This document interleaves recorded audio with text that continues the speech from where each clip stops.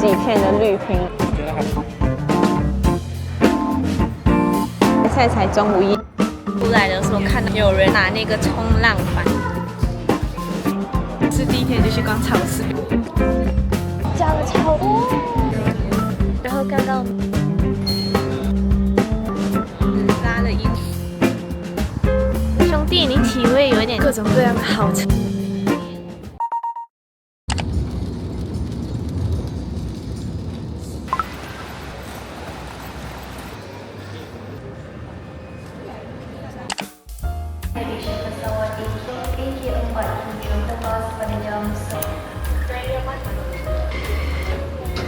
我们刚 check in 完我们的行李之后，现在时间还蛮充裕的，所以我们现在要决定吃什么。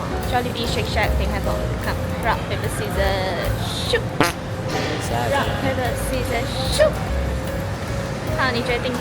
我决定Jollibee。依旧是炸鸡先生。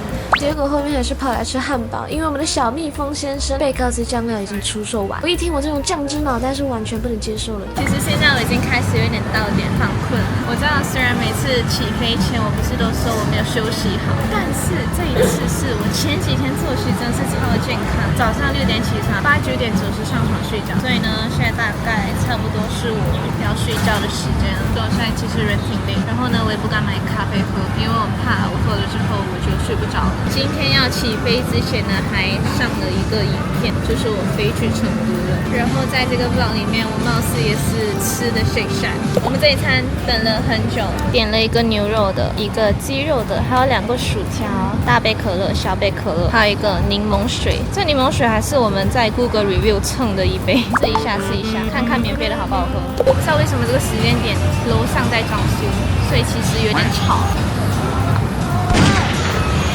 算死了，还是来喝我的可乐好了。哦，对了，给你们展示一下我的这次的美甲，依旧是掉了一个。我觉得我的粉甲很贴心，他一定是担心我没有办法挖鼻孔，然后他就掉了。明明是挖掉了。感觉这种高热量炸弹的食物特别适合在赶航期的时候吃，吃的那叫一个香。尤其是这周吉隆坡天天都在下雨，我已经迫不及待离开这座湿漉漉的城市。表面上在吭哧进食，但实际上心事已经飞到南半球去了。但这一趟澳洲之旅，我们会先飞3个城市。首先悉尼作为我们的第一站，接着到黄金海岸，然后到墨尔本。此时此刻的我依旧非常的亢奋啊，因为我是真的很喜欢悉尼这座城市，感觉来这一趟出片率极高。但这次的旅程安排确实比过往的任何一个还要坎坷，反正就因为各种原因一直延误。但没有什么东西可以阻止我一心想要出片的心。OK 啊，结果上飞机直接秒睡。下一次在深夜已经是准备给我的胃冲一个 VIP， 要了一个鸡饭和椰浆饭，但长途飞机机场实在是太干了，硬是没尝出来个什么味。反正就随便扒拉2口垫吧。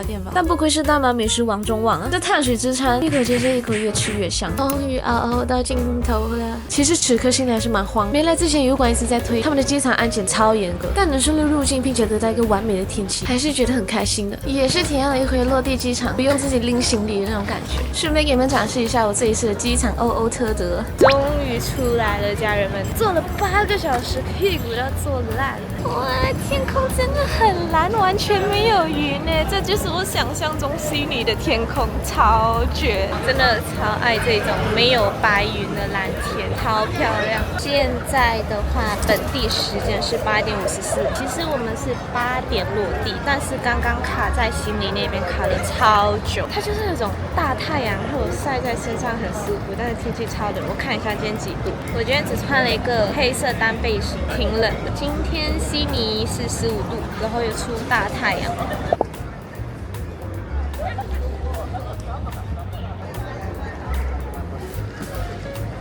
有奖竞猜一下这一瓶多少？我猜8块澳币，因为这是机场。9块，OK， 哎，这样就是27块，哇哦！刚刚我一路从机场出来的时候，看到有人拿那个冲浪板在那边冲浪，他是想做到那个太阳晒在我的背上，其实是蛮烈的，但是还是蛮冷。我们现在就是有一点点临时抱佛脚，我们还没查怎么去我们的 Airbnb， 等等又得开始拉着2坨大行李走路了。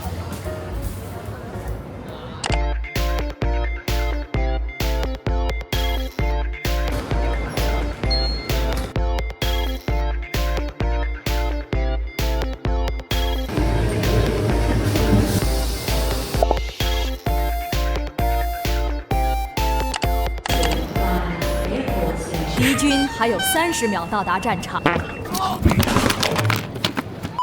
是悉尼的地铁站那个闸门怎么不怎么讲武德，还走一半卡我屁屁啊！对不起啦，不是要故意摔你们的。啊，我这箱子拉了一路，感觉我二头肌都要出来了。我也不知道当时我俩是怎么突然这么来劲，就真的是拉了一路的行李箱，直接办理入住我们的酒店。依旧是没看过什么大世面，当时抵达酒店就觉得一看这就是个好东西，这不是拯救我二头肌的大救星来了吗？我还有小校园说赶快拍我要赶紧来使用一下这人类伟大的发明。办理完一切该办理的手续，入住酒店的时候已经快早上11点了。哇，大家，这就是我们的酒店。从玄关出来呢，就有一个小小的走廊，然后呢，往左拐是我们的厕所，看马桶怎么塞在这里。这是洗手台，光线蛮好的。然后右手边的话就是洗澡的地方，然后这是我们的床，还有前台有跟我们说给我们的是 City View， 哇，好 City 啊！这蓝天真的，这每看一次都会觉得很喜欢。我们的这个小水吧台的这一边有一个全身镜。其实我今天穿的这个是我的睡裤，它巨保暖，因为我在飞机上的时候我很怕冷，刚到的时候我觉得也挺冷的，但是好在悉尼今天的阳光很大，我感觉可能晚一点的话就开始会很冷。我才发现从我们酒店望过去，大概这边有一个tennis court， 看到吗？而且刚刚我们从我们的那个机场搭火车来到这个市中心的时候，一路上都好像没有听到很吵的声音。我感觉他们市区这边都蛮安静的，还是说是我酒店的这个区还蛮安静的。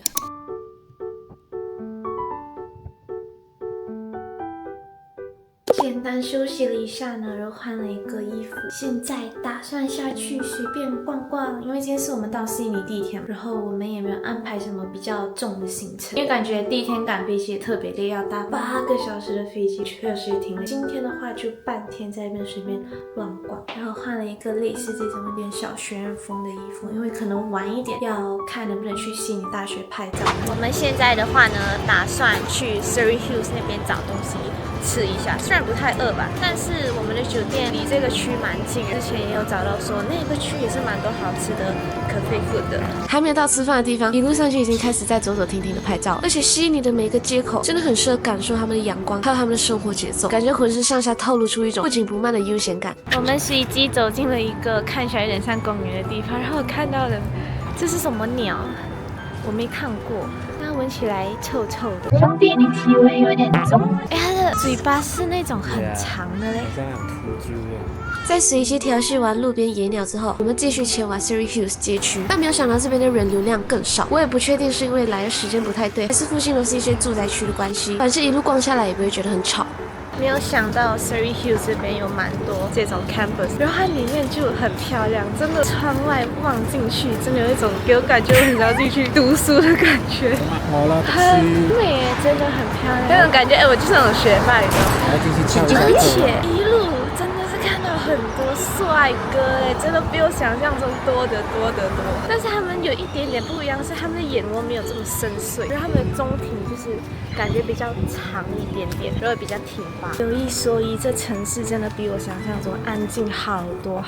每一次走进一个小巷，我们都会觉得这里看起来怎么这么像韩国，怎么韩里韩气，然后再转进一个小巷，感觉怎么这么像 Hollywood。我们在一路上路过，也有看到很多各种各样的豪车，然后把小少爷的目光都吸走过去。所有人的穿搭真的就是好健康，就是都是那种标配的健身服，露出他们的肌肉线条，然后整个身姿都是很挺拔的那种。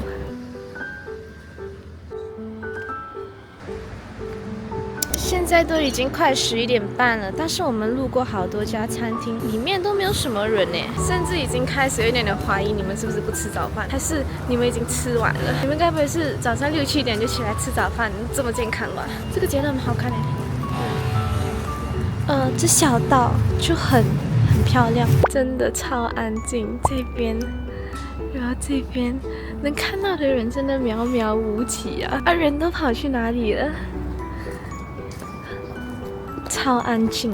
你要知道我是来自那种很热情的国家，然后是很多 sound pollution， 有一点不太习惯这么安静。它这种安静跟日本又不一样，日本很多人就是很安静，它最安静真的好像整个 silent hill 的，他们真的很松弛感啊，我觉得。哎，这是什么 ？What's this？ 这是流浪猫吗？这是什么啊？我真的有种感觉，每次去一个国家，一发现到什么不一样的东西，然后好像我是那种从山洞里面出来的猴子一样，一惊一乍的。对不起大家，把这种没有见识的一面展现出来给大家看。终于找到人了，这是唯一一家有人的店，那它应该很好吃，我们就吃这家吧。我们也没有专门去找哪家面包店会比较好吃，反正就是抱着一种开盲盒的心态，因为毕竟感觉来这种国家，他们的烘焙应该不会做得很难吃。结果随机走进来一家店，面包脑袋狂喜，感觉颜值每一款平均都很高。我们买了一个，我忘了它名字叫什么，但是呢，我看它的面包，感觉外面的皮很好吃，但我不确定这绿色的究竟是什么。它怎么在吐舌头？它很多层啊，你看它的肉叠到，有一点深，有一点浅。我觉得它放很多种 ham， 而且我跟你讲，我们现在是坐在路边吃，非常有生活的大家。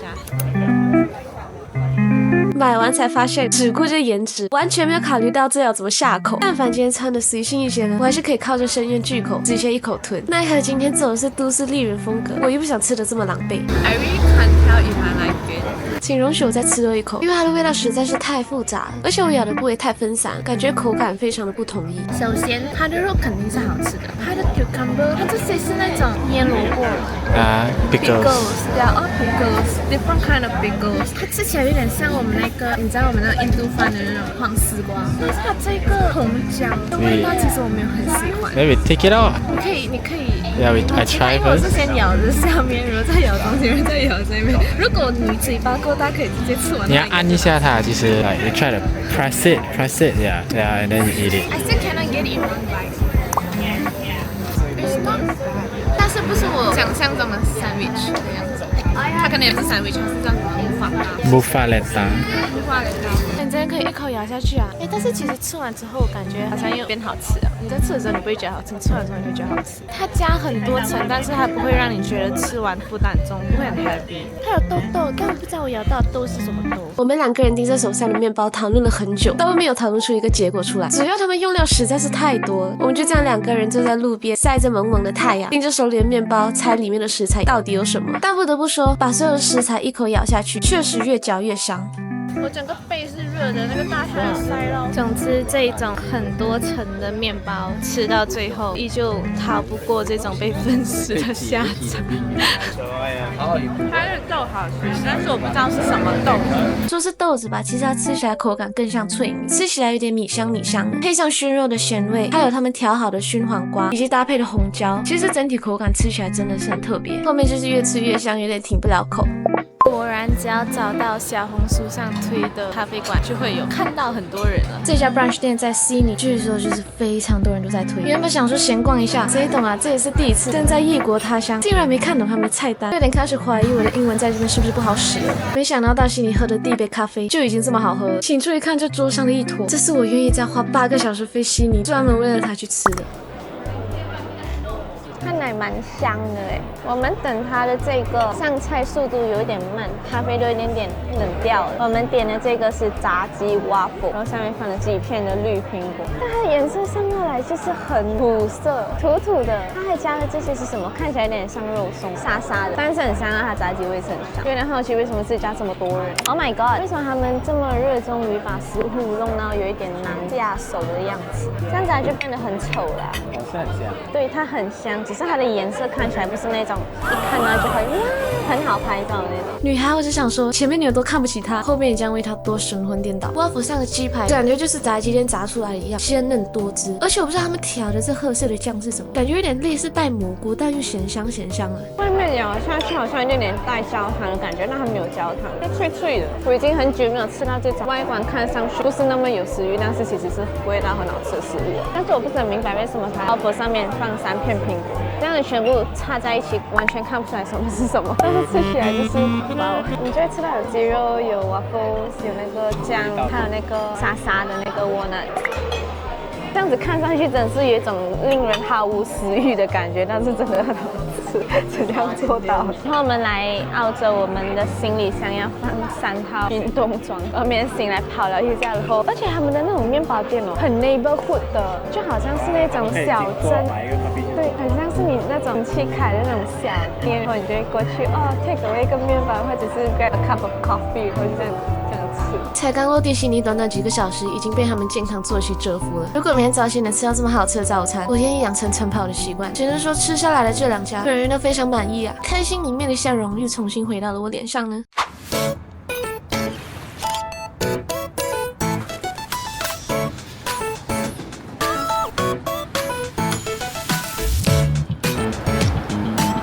我们现在呢，就是在马路上等公交车。刚刚我们从那个小坡一路走过来的时候是没有太阳，也没人和我说悉尼的风是超级无敌冷的。我们吃完饭，我们从那个 Paramount 好大风。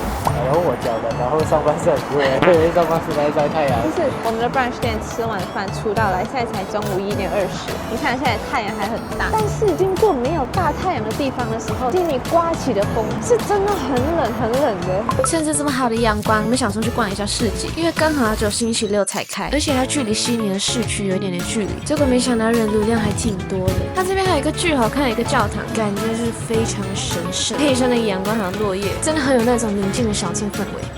我看这东西，我感觉它很适合我去钓鱼，钓不中的话就把它捞起来。这是卖狗盆的吗？超 Q， 不锈钢碗。我的个乖乖，这市集随便看那价格都能把我吓出心脏病来。谁家的小狗这么乖，还陪主人出来开市集啊？超可爱的。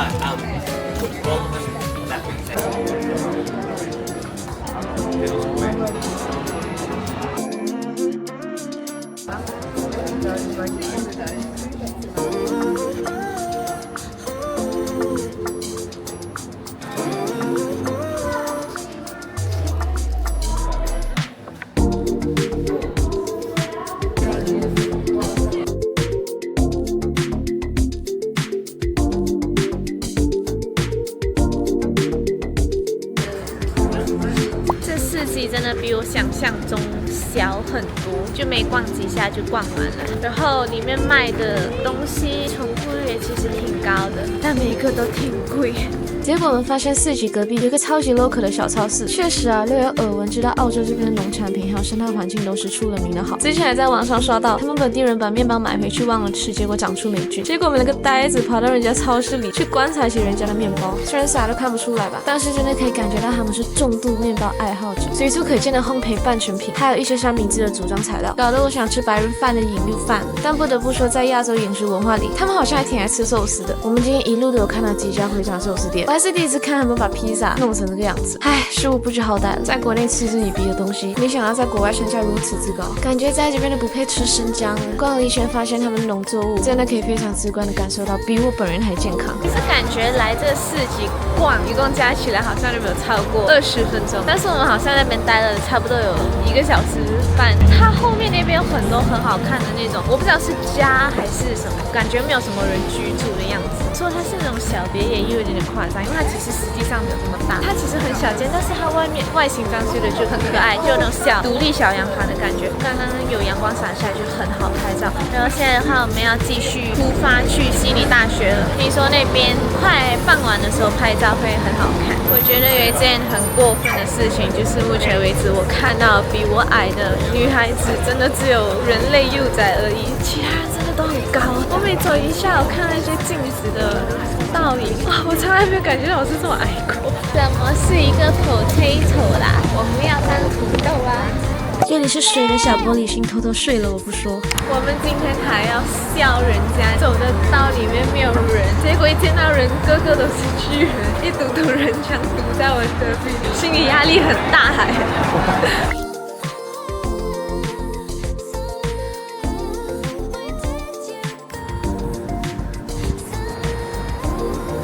其实真的感觉到今天大部分的时间都一直在随便乱走乱逛，然后拍照拍比较多。除此之外，就好像没有什么东西可以做。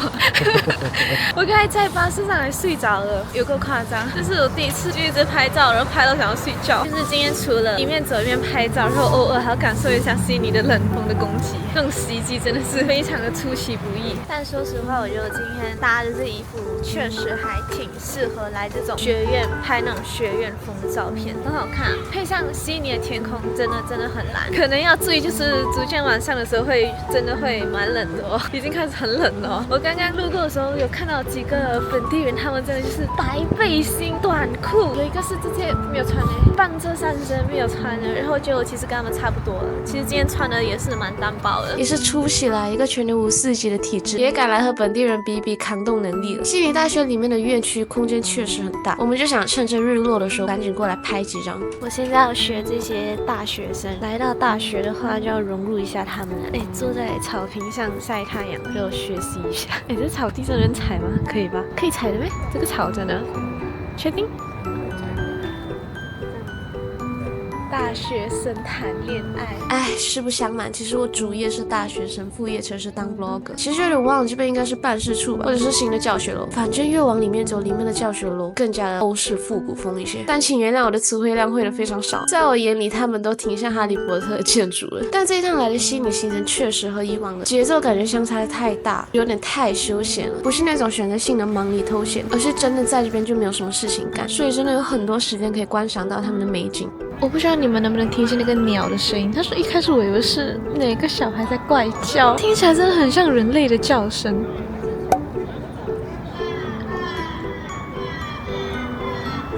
这人睡觉的姿态，一看就知道上大学的时候从来不好好上课，不像我都不在学校睡觉了，我一般都不去学校。现在大概4点，这边天黑的挺早的，已经开始落日了。那边的天空很好看，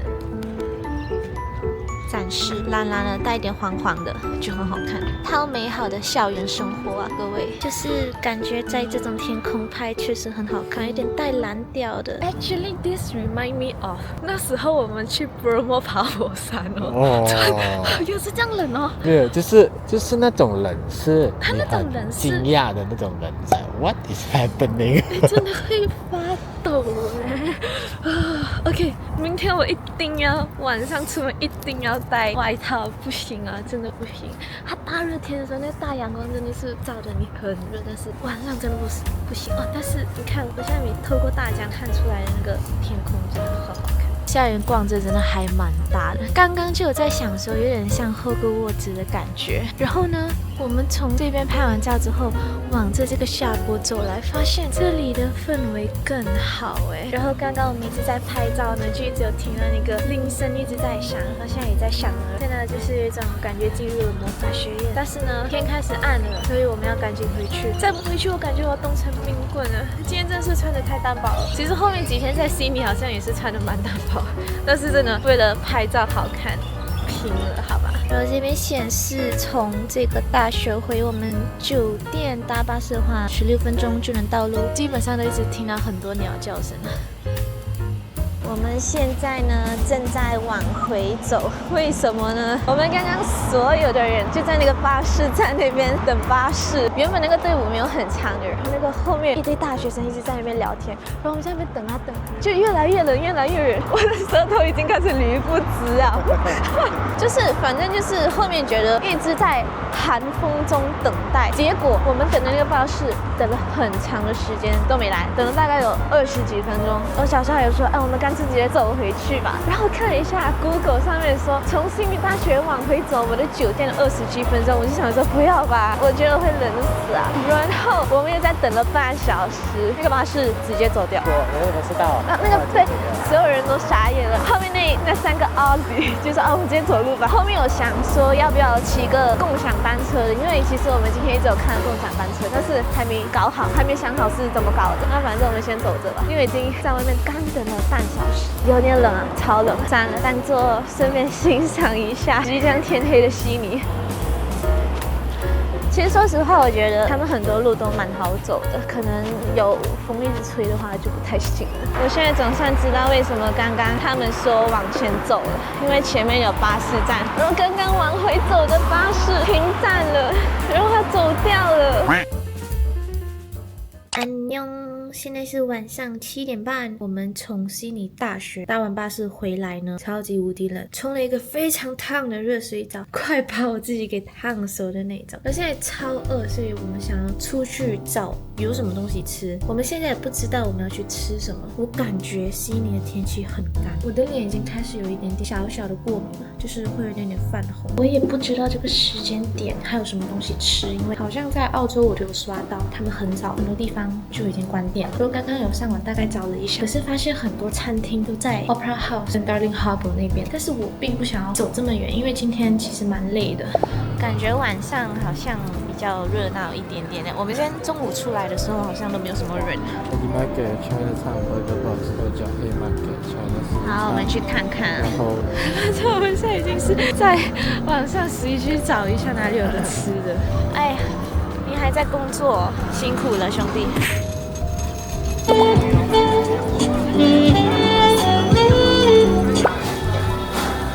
燕麦奶茶，中杯吧，大杯太贵了，喝不起。珍珠吧，蜂蜜珍珠。蜂蜜珍珠，那甜度冰块都正常就好。都正常就好。那你们是中杯的吗？就奶茶中杯加珍珠，然后这边是少冰。我们还在纠结要吃汤包还是要吃麻辣烫，因为我们两个都想吃，然后两个都超级多人，排好多人。结果后面我才发现，从酒店出来就是 Chinatown， 就奇了个怪，为什么到处都是中餐？我就在众多奶茶店里面挑了一个没喝过的，主要这家排满队，人超多，而且店员人也超好。好喝吗？耶，它这个喝起来有一点点像块，它珍珠挺好吃的，好喝，难怪这么多人在排。好在刚刚还有多追问一下那个店员，因为我们第一次点，主要是真的没有喝过，然后不知道会不会太甜。你怎么已经在看别家的选择了？热量啊。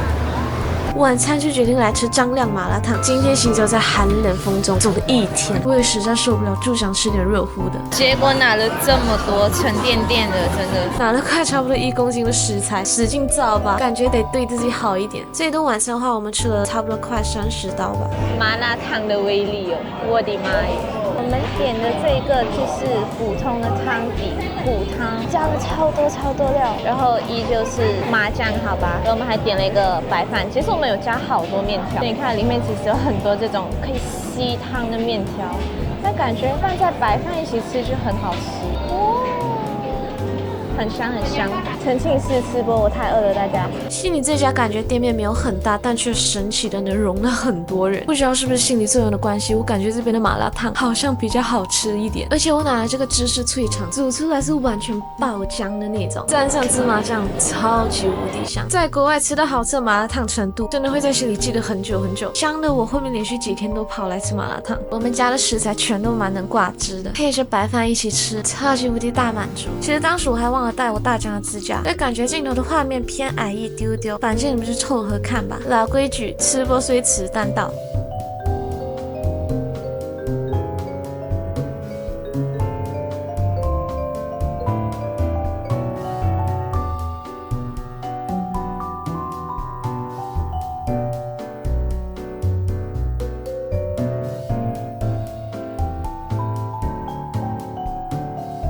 裹满芝麻酱，